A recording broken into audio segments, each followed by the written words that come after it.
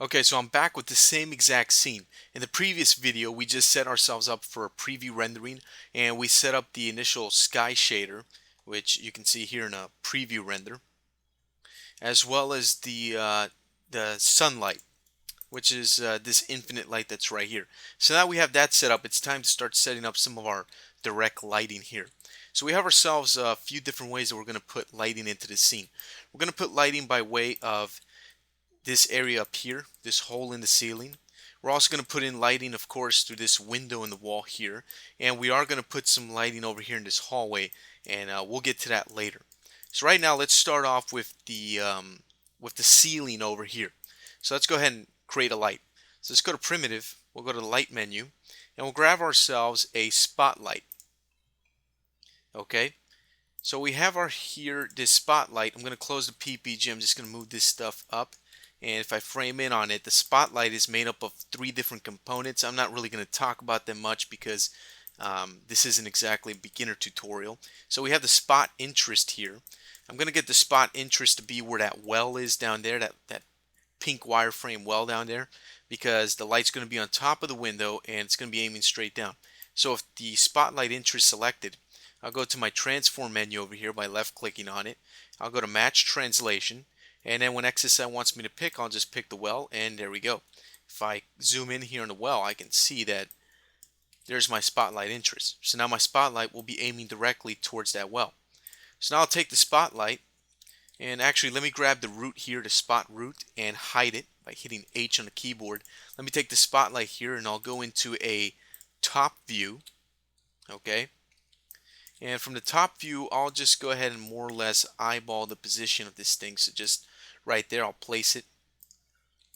Doesn't have to be totally perfect, but that's going to be good enough. Okay, so now I'm going to go ahead and place this camera somewhere where we can do some preview test renders of this entire area right here. So I like this spot right here. Let's do a preview render. And there's our spotlight coming in through that hole in the ceiling, through the iron bars, and into our room. Let me close that. I'm going to go ahead and record this camera position by middle mouse button clicking on the first little slot here of my camera bar up there.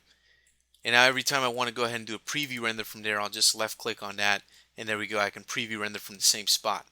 I'll keep this render preview window open.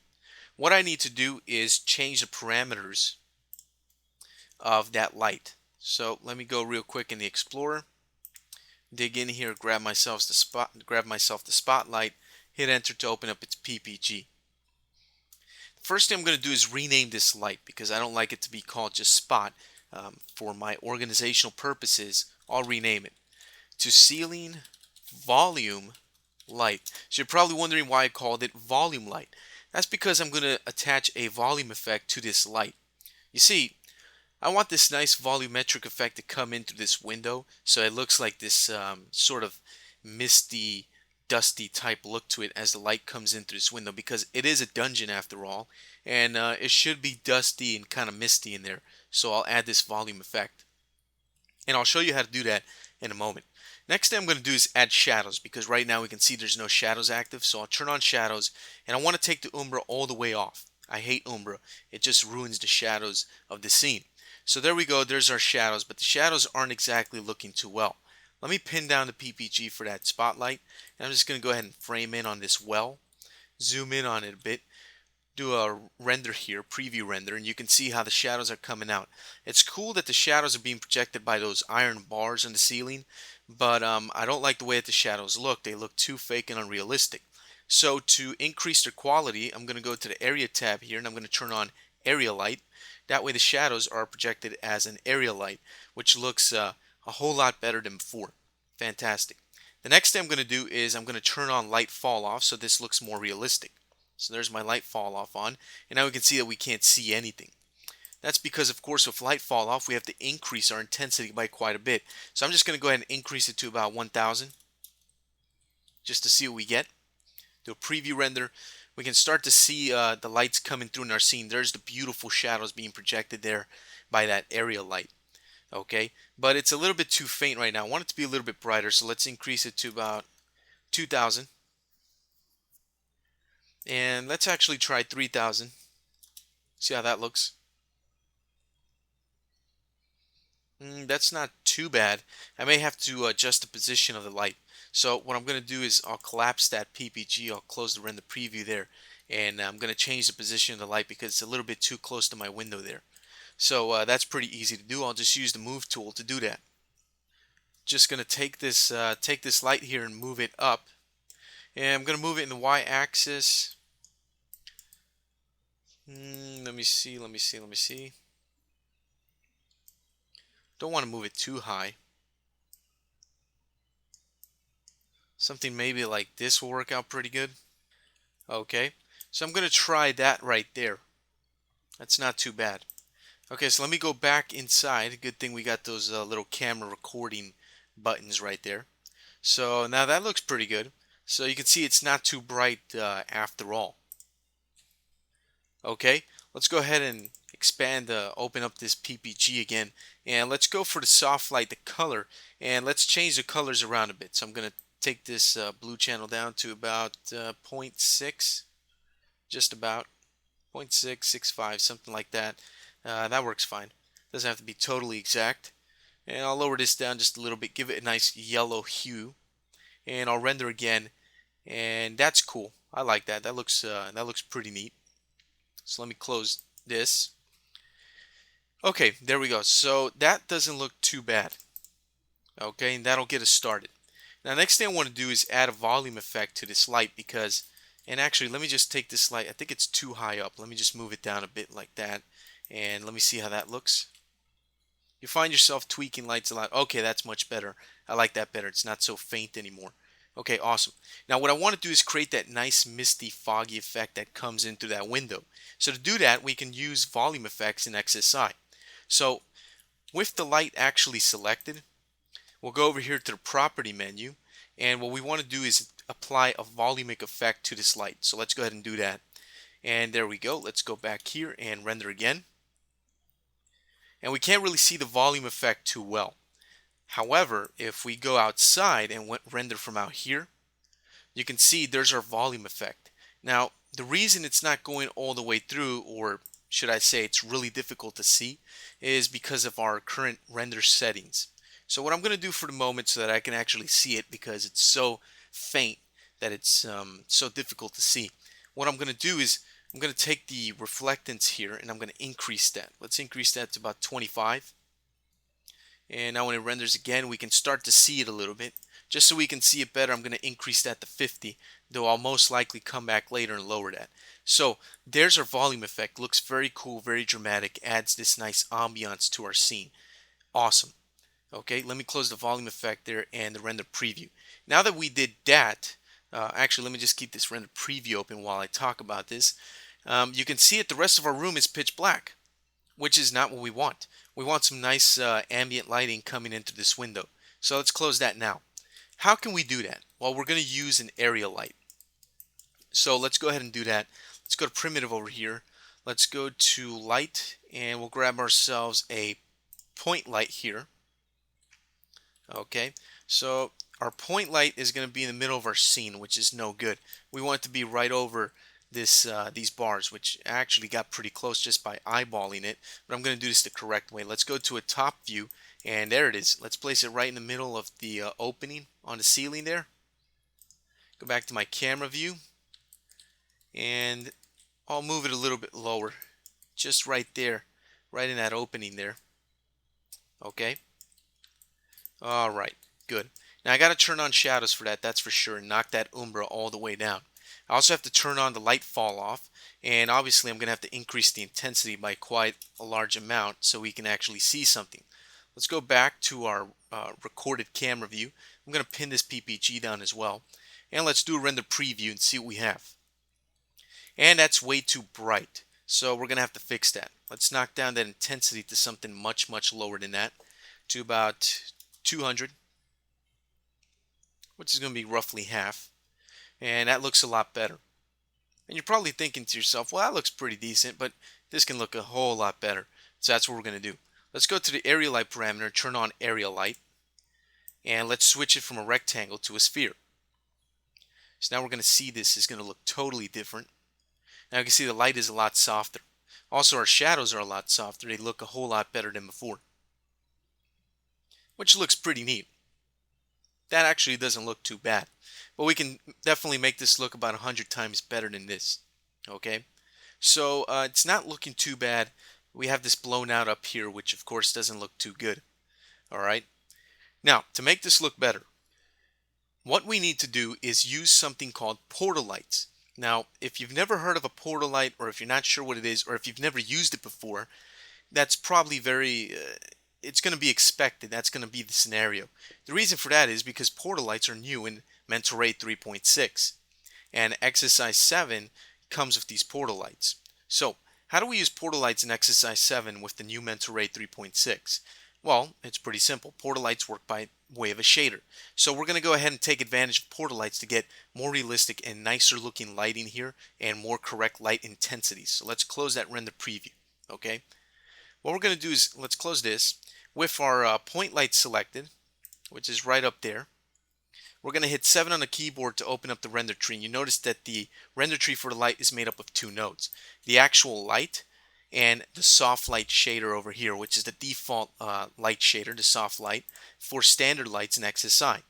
If we go to nodes and go down to the light menu here, we can see here's the physical sun, which is being used to drive our physical sky shader setup right now. And then we have this new one here called Portal Light. So let's go ahead and click on that to drop an MIA Portal Light into the render tree. What we're going to do is we're going to replace this soft light shader with this portal light shader, which works a whole lot better and is much more realistic. So we're going to take it and we're going to plug it into the light shader port and the light photon emitter shader, because that's what the shader likes. So we're going to go ahead and do what it likes. Okay. Next thing I'm going to do is we can go ahead and close that. With the point light selected, I'm going to hit enter to open up its PPG, and I'm going to pin it down. Now you notice, let me collapse the visibility parameters down there. We have the light shader, or the light node, which is up here, which controls the area light, the general parameters. And then down here, instead of having the soft light shader with the light attenuation and all that stuff, we have this MIA portal light. And this portal light shader PPG allows us to control a lot of different things about this portal light. Now, it works a lot different than the soft light shader that we just saw a moment ago with our standard light. You'll notice right away that there's no light attenuation parameters. That's because portal lights work realistic right off the bat. So they don't have, you don't have to set up the light attenuation or the fall off. It's already there by default because these are meant to be used for realistic rendering. Okay, so we have a multiplier that controls the intensity of the light. We also have a tint parameter, which allows us to control the color tint. We also have a few other parameters, so we'll go over some of these more important ones as we render out right here. Okay, so before we make any changes to the portal light, let's just go ahead and do a preview render and see what we have. And first thing you'll notice is no light appears. And down here, I don't know if you noticed, there was a big red error message from Mentor 8. So let's click on this scroll button here to open up the script editor and see what's going on. And we can see that there's an error here. Basically in red, just to tell you it's a critical error, it's saying blah blah blah blah blah, shader, portal light must be applied to a visible, and visible is capitalized, rectangular area light to work correctly. And of course a little exclamation mark at the end to let you know that this is serious. So what is this saying in Mentor 8 language? It's basically telling us, look, let's close that. The portal light or portal light shader only works with area lights that are set to rectangular and they have to be visible. So if we go over here to the area light parameters, you'll notice that we don't have those two parameters checked on correctly, so we're 0 for 2 in that sense. Right here we'll see visible and render. It's turned off. We need to turn that on. The next thing we need to do is switch this from a sphere, because you can see it's complaining again at the bottom of the screen there. What we need to do is switch from a sphere to a rectangle. And now it won't complain anymore. Now it's gonna like what we did. But there's a problem. We're still not going to get anything rendering. If we hit refresh here, we'll notice that the render is going to come out virtually identical to before we added the portal light. You can see that it's not having any effect in our scene. That's because our multiplier is set so low. So let's increase our multiplier to something really high, like let's say 200, which is pretty high. Let's let it render again and see what happens. You'll notice no change. So what in the world's going on? Is it broken? No, it's not broken. Let's close the preview window there and Let's go ahead and collapse that. Let's go to our portal light here. You'll notice our portal light is not facing down. It's facing the direction of the plane of this square. So right now, this little rectangle that you see here, this square, represents the area light, because remember, we had to switch from a spherical area light to a rectangular area light, or else Manta Ray pretty much goes berserk on us. And right now it's on the Z plane. You can see here our Z axis is pretty much aiming this way. So what we need to do is pretty much rotate this. So let's go ahead and rotate it. Let's rotate it and make it face down like that. So if you hold down shift while you rotate, you'll snap in increments of about 15 degrees, which is default. And now it's aiming down into our scene. So now let's try to render and see what happens. So here we go, we're rendering and nothing interesting happens. Uh-oh, what in the world's going on? Let's close that. Let's go back to our light here. The size of the area light, or the size of this rectangular area light you see here in your viewport, dramatically alters the way that the light is projected in our scene. So that's something that you have to make note of. So in this case, we'll have to increase the size of the rectangular area light, and that's very easy to do interactively in our viewport if we just hit the B key, B for boy, and now you can see that we can control the area light by simply clicking and dragging on the sides. So I'm going to click and drag on the sides to get something that's roughly the diameter here of our window. Something like that's pretty good. Doesn't have to be exact, but that's pretty good. So you can see that the size, or the surface area of the light, actually encompasses more of the window. So I'll go back here to my camera view and I'll render again and see what we have. And we can see that we don't have anything rendering out right now. So let's do this. Let's come over here to our light, and let's actually move it down a little bit lower. Let's move it down so it's kind of right in the middle there of our bars. And let's try another render. And we can see nothing's happening. So let's go back to the PPG and see what we can change here to change this. It could be that the light is facing in the wrong direction. If it's facing the wrong direction, we'll never be able to see the light. So down here, we have a convenient parameter that says reverse light direction. So let's go ahead and activate that, see what happens. Okay, now we have something. We can see that the light is now rendering correctly into our scene. We have this bluish light here, which doesn't look too great. Doesn't look too bad either, but it doesn't look too great for our scene. But what this tells us is that the light is actually working now, which is perfect. That's what we want. Okay? All we have to do now is increase the intensity of that light. So let's go to the multiplier and let's more than double it. Let's go to 500 and see what that gives us. And here we go. It's rendering out. And now we're getting something that looks pretty cool. Now we're getting some more lighting in our scene. You can see it has a beautiful fall off, and that looks really cool. I really like those colors, that really saturated blue with this sort of faded out yellow here. Really looks cool. That's an awesome way to play with colors.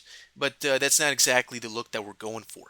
Okay, remember, we're going for this yellowish kind of earth tonely type look to our scene, and blue isn't going to exactly let us do that, although it's a nice contrasting color. So we're not going to kill it completely.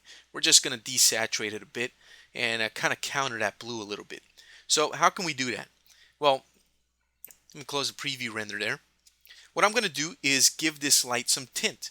See, right now it has no tint. It's just white. Where is it inheriting that blue color from? If you're asking yourself that, I'll answer that for you right now. It's taking the blue color from the sky. The portal light works in conjunction with the physical sky shader and with final gathering. What the portal light does, it pretty much samples the environment shader in your scene, in this case the physical sky, and it's going to use that to determine the color. If you don't give it a color tint, it's going to go ahead and pick that color for you and give you this nice look of your sky, which will match with your scene and looks great. In this case, we're not going for that perfect physical accuracy. We're going kind of with a stylized effect. So we're going to go ahead and alter the tint of our portal light.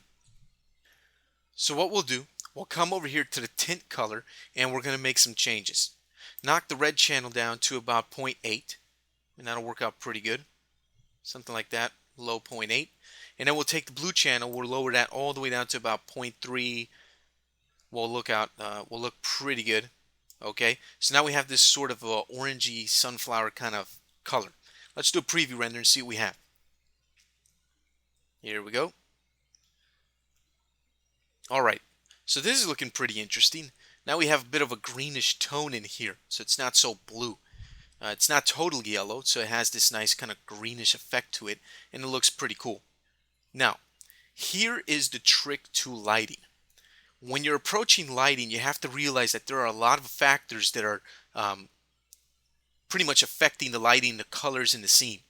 Right now, you're probably thinking to yourself, well, what's making this look greenish here is the tint color here from the portal light, and well, the textures themselves, right? I'm afraid not. It's a little more complicated than that. So it's good that you got this tutorial, because you're going to learn all about this here. Okay? There's some other factors that come into play. Two of the main factors are gamma correction and color space. In exercise 7, we can switch our color space. Right now, we're using linear color space, and we're not using any type of gamma correction. We'll talk about that more further on in this tutorial, but we're going to skip that for the moment. We just want to get our direct lighting set up. Then we'll worry about color management and gamma correction later, or tone mapping as it's known also in the industry. Alright, so we're not going to worry about this now. Right now, we're just going to leave this lighting how it is, because it's not too bad, and I'm just going to keep it this way. But we might want to make this light a little bit brighter in the background, so let's double this to about 1000 and see what we have. And here we go. Looks pretty good, pretty decent. Okay, a little bit brighter. Now we can see a little bit more of the scene, yet it still retains some nice darkness to it, which looks cool and gives it this nice ambiance. Okay, so let me go ahead and close this.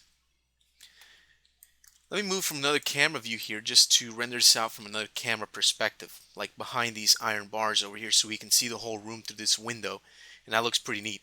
You can see a little volumic fog effect coming through the window. It adds a very nice touch to the render, and we can see how beautiful that portal light is coming in. It's very bright in this area, and then it falls off almost into pitch black darkness, which gives the scene a very nice lighting contrast.